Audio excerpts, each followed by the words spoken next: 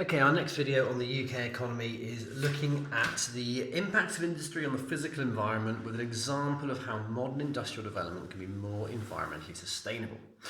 So, just this image, the three images you've got in front of you here are just suggestions or ideas about some of the environmental impacts. Now, when we're looking at the environmental impacts of industry, we're really focusing more on heavier industries, so manufacturing or perhaps primary industry. In the images here, we've got Teesside, which has got two images of Teesside here, which has got large amounts of heavy industry, lots of power plants, manufacturing stuff, and you've got here an image of a mine. I think in terms of the environmental impacts, just have an idea about some to do with the water, so polluting the water, eutrophication as a result of lots of runoff. Perhaps a visual impact, so sort of social impacts. How is it going to visually affect the area?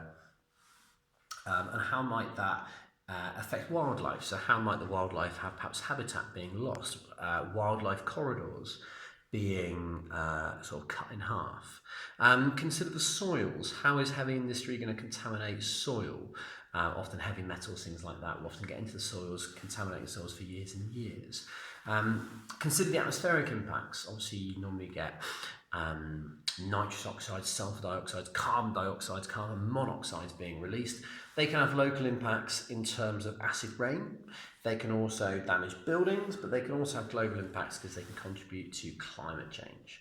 So if you're going to be asked about this, I think some discussion of perhaps water, land, air, and sort of visual are all valid. And if you can consider the impacts locally, nationally, and globally, I think that's a really nice way of thinking about impacts generally. Now, our example of a way in which modern industrial development can be more environmentally sustainable is in Teesside. So again, like that, some of that image, and they're really focusing on trying to use carbon capture storage to reduce the carbon emissions from power plants. So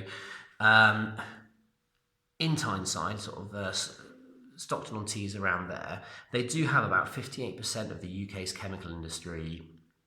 Teesside is home to 5 of the UK's worst 25 companies in terms of air pollution, and 5.6% of carbon dioxide emissions come from this very area.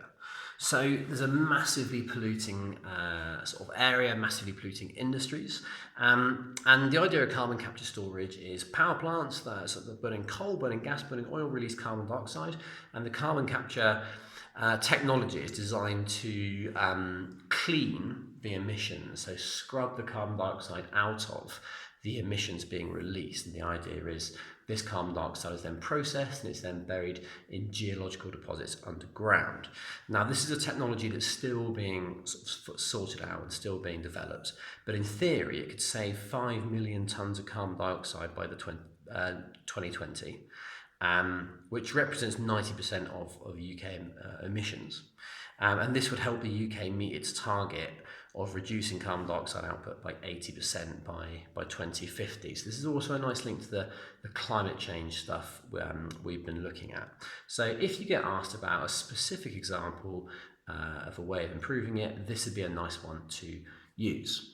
And the sort of questions you might get might be something like this: explain the impacts of industry on the environment, or perhaps explain how modern industrial development can be more environmentally sustainable.